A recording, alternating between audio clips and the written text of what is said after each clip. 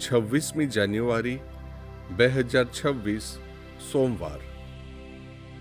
આપણો દેશ પ્રજાસત્તાક દિન ઉજવે છે.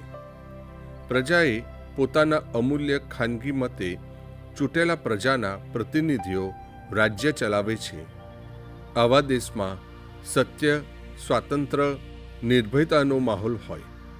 સંત પાઉલ આપણને આપણા રાજ્યકર્તાઓ માટે પ્રાર્થના કરવાનો આગ્રહ કરે છે, જેથી આપણે ઈશ્વર પરાયણ અને ગૌરવભર્યું જીવન શાંતિપૂર્વક જીવી શકીએ. આવા માહોલના નિર્ણય માટે ઈસુએ યહૂદીઓ સમક્ષ ઝઝૂમવું પડ્યું. યહૂદીઓ પોતાને વારસામાં મળેલી પરંપરાને ચુસ્તપણે વળગી રહે છે. પરંપરા મુજબ તેઓ આબ્રાહમના સંતાન છે, પસંદ કરેલી પ્રજા છે. એમને મતે બાકીના બધા તેઓ કરતા ઉતરતા છે.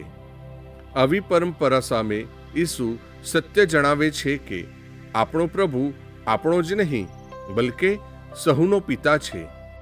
આપણે સૌ એ પિતાના સંતાનો હોવાથી એકબીજાના સમકક્ષ છીએ, ભાંડુઓ છીએ. આ સત્ય આપણને વાડાબંધીઓમાંથી, જાતિવાદમાંથી, જ્ઞાતિ પ્રથામાંથી, પ્રાંતવાદીમાંથી મુક્ત કરે છે. ઈસુ આપણને આવા સામાજિક દૂષણોમાંથી મુક્ત કરવા આપણને સત્યનું શિક્ષણ આપે છે. પ્રસ્તુત કરતા અમૃતધારા Don Bosco animation centre, Kapadvanj.